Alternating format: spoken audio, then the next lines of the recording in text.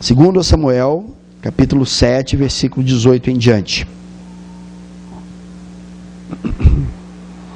Eu farei a leitura na nova tradução da linguagem de hoje. Você pode ter em qualquer livro, em qualquer tradução. Mas eu te aconselho, se você não tem Bíblia, eu te aconselho a você comprar a nova tradução da linguagem de hoje, a NTLH. Tá? Eu te aconselho, é essa que tem, o símbolo dela é essa cruzinha tríplice assim, ó. Nova tradução da linguagem de hoje. Tem vários formatos, tamanhos. Eu te aconselho que você tenha dessa linguagem, que ela é mais simples, mais fácil. É uma boa versão. Amém. Façamos a leitura. O rei Davi entrou na barraca, sentou-se e orou assim: ó Senhor meu Deus, eu não mereço tudo o que fizeste por mim no passado, e a minha família também não merece. E, como se as bênçãos do passado ainda fossem poucas, agora estás fazendo promessas a respeito dos meus descendentes no futuro. E deixaste um homem ver isso, ó Senhor meu Deus. O que mais posso te dizer? Tu me conheces, pois sou teu servo. Era o teu desejo e propósito fazer isso, e tu me deixaste saber de todas essas grandes coisas. Como és grande, ó Senhor nosso Deus, não há ninguém igual a ti. Como temos ouvido dizer, somente tu és Deus, não existe outro. Não há nenhuma outra nação na terra como o teu povo de Israel, que libertaste para ser o teu próprio povo. Tu te tornaste famoso e fizeste grandes maravilhas e grandes coisas por eles. Tu libertaste o teu povo do Egito e expulsaste as outras nações e os seus deuses, conforme o teu povo ia avançando. Ó Senhor, tu fizeste com que o teu povo de Israel fosse teu para sempre e te tornaste o seu Deus. E agora, ó Senhor, nosso Deus, confirma a promessa que fizeste a meu respeito e a respeito da minha família, e cumpre o que disseste que ia acontecer. A tua fama, Senhor, será grande, e para sempre as pessoas dirão: ó Senhor Todo-Poderoso, este é o Senhor Deus de Israel, e tu farás com que sempre haja reis entre os meus descendentes. Versículo 27. Senhor Todo-Poderoso, Deus de Israel, eu tenho coragem para te fazer esta oração, porque revelaste a mim, teu servo, que farás com que os meus descendentes sejam reis. E mais, tu, ó Senhor, me fizeste esta maravilhosa promessa, e as tuas promessas sempre se cumprem, porque tu és Deus. Eu te peço agora que abençoes os meus descendentes, para que eles continuem a ter sempre a tua proteção. Tu, ó Senhor meu Deus, prometeste isso, que a tua bênção esteja com os meus descendentes para sempre. Amém, amém, graças a Deus. A cena é uma cena de oração. A gente não sabe quem que estava ali assistindo essa oração, a gente não sabe quem, mas não era uma coisa incomum. Todos os reis, as pessoas muito poderosas, elas sempre tinham servos em volta, né? Às vezes até nas suas relações íntimas, né? Nas suas relações íntimas, talvez vocês já tenham visto isso em filme, na corte, você tem o rei, está ali dentro de um quarto, sempre tem um guarda, sempre tem alguém, sempre tem um escriba, sempre tem alguém acompanhando todos os movimentos. Alguém viu essa oração e colocou ela aqui mais ou menos como ela foi colocada. Ela não foi exatamente assim, mas a pessoa foi lá e depois fez a anotação do que Davi tinha orado. E ele ora agradecendo a Deus, porque ele tinha recebido uma profecia. Um profeta chegou até ele e falou assim: Deus, Davi, tem se agradado de você. Deus está feliz com você. Deus está alegre com você. E olha, Deus mandou te dizer o seguinte: a sua descendência sempre terá parte neste reino, que é o reino de Israel. A sua descendência sempre estará aqui. E Davi fica muito feliz com isso. E Davi faz essa grande oração, e ele começa dizendo: Deus, como se já não bastasse tudo que o Senhor já fez até aqui, como se já não bastasse o passado, que eu não mereço nada, o Senhor agora está me revelando o futuro, como é que vai ser, que coisa boa, que alegria. Deus é assim. Deus é um Deus do passado, mas Deus é um Deus do futuro. Quantas pessoas eu conheço que ficam presas no passado, ficam presas na bênção do passado? Igrejas que eu já vi, igrejas que ficam se vangloriando das bênçãos do passado. Não, a nossa igreja no passado foi uma grande igreja, a igreja metodista na Inglaterra, ela evitou uma convulsão social. Lá na França teve uma revolução, uma grande revolução sanguinária, isso quase ia acontecendo aqui na Inglaterra, mas graças ao metodismo, não houve uma convulsão social, mas houve uma revolução com paz aqui, por causa do metodismo que converteu várias pessoas e tal. A nossa igreja é grande em feitos e etc e tal. Ou às vezes as pessoas ficam lembrando do passado da sua família, né? Ah, meu avô era um grande médico, meu bisavô foi um grande general, o meu pai foi um grande... Ok, amém, que coisa boa, Deus abençoou o seu passado, o passado da sua igreja, o passado da sua família, que bom! Deus te deu bênçãos em 2011, que legal! Te deu bênçãos em 2009, te deu bênçãos do passado, amém, coisa boa! E as bênçãos do futuro? Deus é um Deus de ontem, de hoje e de sempre. Deus é um Deus perpétuo. Deus, Ele não está preso, como nós, já dissemos isso aqui inúmeras vezes, Deus, como nós, não está preso na linha do tempo. Você já ouviu isso aqui eu falando? Quem não ouviu isso, levanta a mão. Quem nunca ouviu falar sobre a linha do tempo aqui? Todo mundo já ouviu? Quem ouviu, levanta a mão. Maioria, né? Então, Deus, Ele não está preso à linha do tempo. O tempo é uma das criações de Deus. Deus está fora. Então, Deus, Ele é de todo o tempo. Nesse momento Ele está criando o homem, nesse momento Ele está acabando com o mundo, Ele está vendo Jesus, Ele está vendo tudo. Então a bênção de Deus, ela nunca é e nem nunca será estanque a um momento da sua vida. Ela é perpétua para você. Qual é a bênção de Deus para amanhã na sua vida? Aqui nós acabamos de escrever as bênçãos para 2012. E meus irmãos, em nome de Jesus, se você não tem nesse papel nenhum pedido indigno, nenhum pedido que vá atrapalhar a vida de alguém, nenhum pedido que vá significar morte, Deus vai cumprir. Eu não sei se em 1 ano, se em 2, se em 3, mas eu tenho certeza absoluta, eu conheço esse Deus. Deus vai cumprir os propósitos dele para a sua vida, e o propósito de Deus para a sua vida é te abençoar. Eu me lembro, quando hoje a Simone contou no Café com Deus, naquele momento em que eu estava depressivo, deprimido, onde tudo tinha andado para trás, eu não me lembro se eu já contei essa história aqui, né?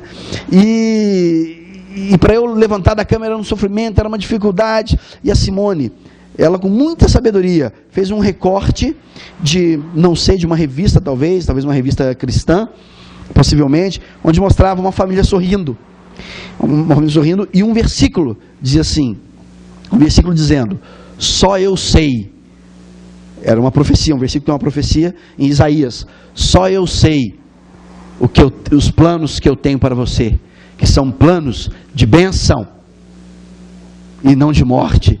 E eu todos os dias eu acordava e aquilo me dava forças. Eu tenho que agradecer a Simone, que eu ia escovar os dentes, e aí eu olhava aqui na parede e olhava assim, e eu lia aquela promessa de Deus, só eu sei os planos que eu tenho para você, que são planos de vida, de bênção, não são planos de morte. E eu falava, Deus, eu seguro nessa promessa, pela fé. Não tem nada palpável, não tem nada visível, todas as circunstâncias estão indo contra, mas pela fé, eu acredito nesta palavra, esta palavra é minha, e eu recebo essa palavra em nome de Jesus todos os dias. Eu ia escovar o dente e eu repetia, porque os planos de Deus para mim não são planos de morte, são planos de bênção, e glória a Deus, porque hoje eu estou vivendo esse momento, aquele momento de dor, de angústia existencial, fracasso espiritual, tudo aquilo passou. Hoje Deus está me dando esse momento, onde eu estou colhendo. Eu não virei super-homem, eu não virei o presidente da república, mas eu virei algo melhor do que tudo isso. Eu virei o pastor da igreja metodista de Águas Claras, que é uma bênção, para mim é uma bênção. Vocês não sabem disso? Invariavelmente eu recebo cartas, telefonemas, abraços, beijinhos, e pessoas falam assim: pastor, muito obrigado porque o senhor existe, muito obrigado porque a sua existência está fazendo diferença na minha vida. Eu agradeço, falo, que bom, que bacana, não me orgulho disso, porque eu falo assim, eu não tenho nada a ver com essa história, isso é Deus quem está fazendo, mas a minha vontade é dizer: você não sabe que é você quem me abençoa, eu é que sou o mais abençoado aqui, porque eu sei que eu sou mais pecador que muitos de vocês que aqui estão. E é a vida de vocês que me abençoa. É quando eu vejo uma vida sendo transformada, eu falo: realmente Deus existe, Deus é presente. E aprove a Deus usar um homem pecador como eu para falar pela boca dele. E isso é sensacional. Eu dou graças a Deus por isso.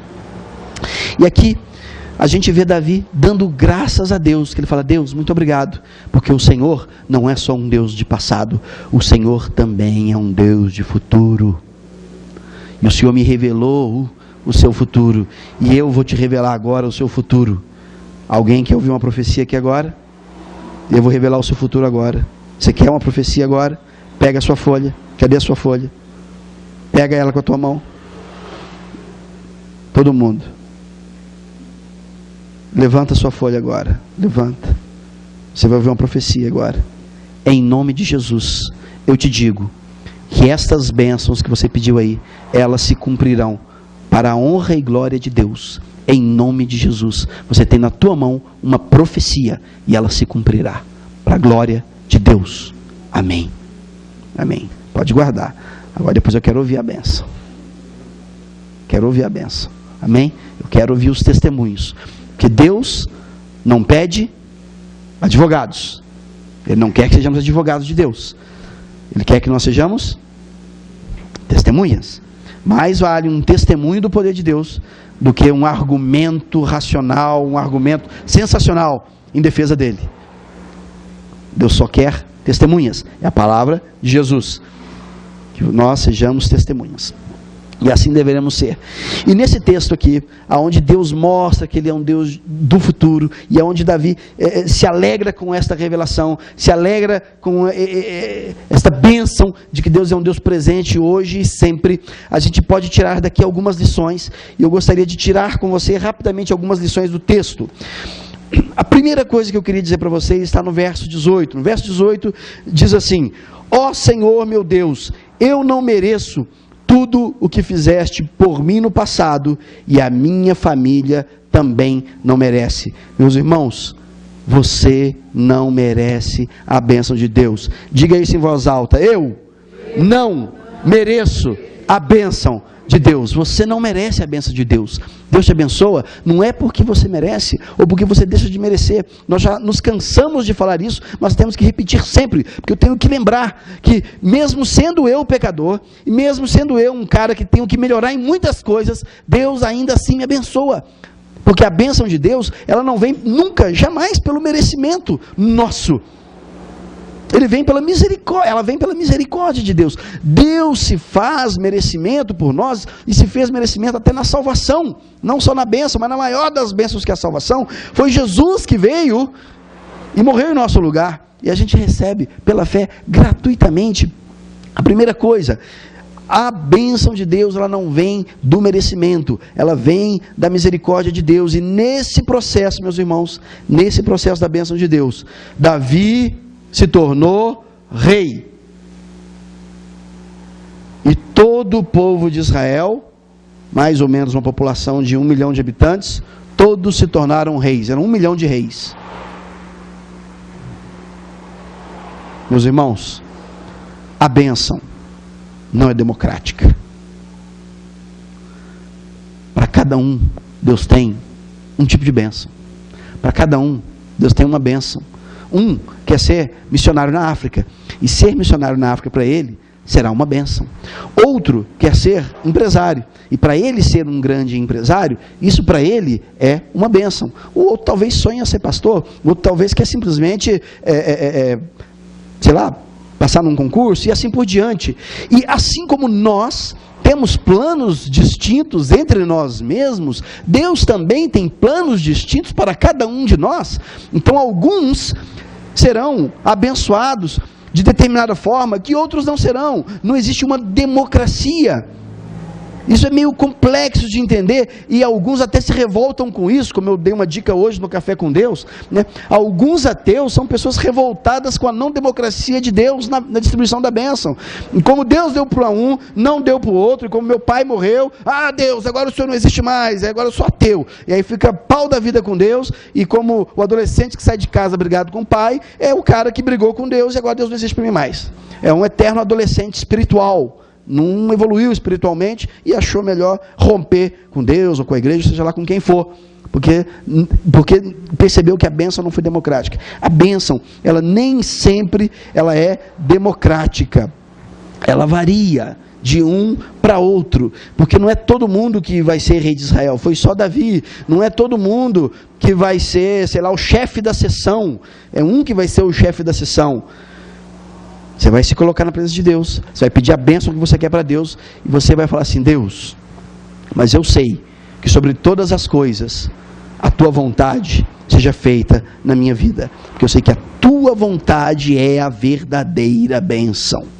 Eu me lembro quando eu lutei várias e várias vezes para não ser pastor, eu briguei com Deus, e isso foi fruto de uma bobagem minha, de certa forma. Eu tinha 18 anos, 19 anos, me converti e tal, não sei o que, naquele fogo e tal. Um dia, no Afã, estava numa pregação enorme para vários jovens, e um pregador falou assim: agora quem quer ser pastor ou missionário, vem aqui na frente.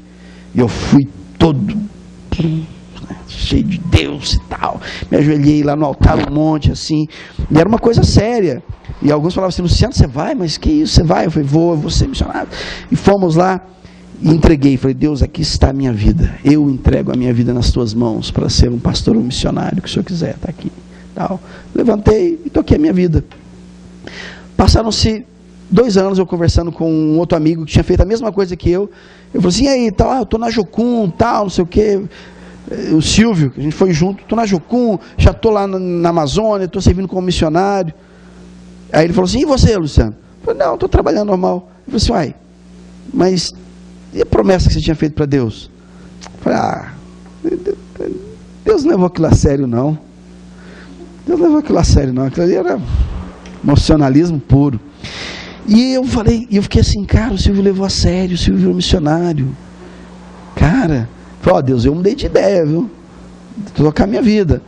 E um período da minha vida, uma grande crise espiritual, uma crise gigantesca, e eu orando ao Senhor, era num acampamento que a manifestação do poder de Deus estava muito grande, o Espírito Santo se manifestando, e um pastor, que é o pastor que foi responsável pelo meu crescimento espiritual, orou por mim, ele foi tomado pelo Espírito Santo, e ele me passou uma profecia de Deus ali na hora, e Deus falou comigo pela boca dele, e falou assim: filho meu, você se esqueceu da sua promessa, mas eu não me esqueci da sua promessa.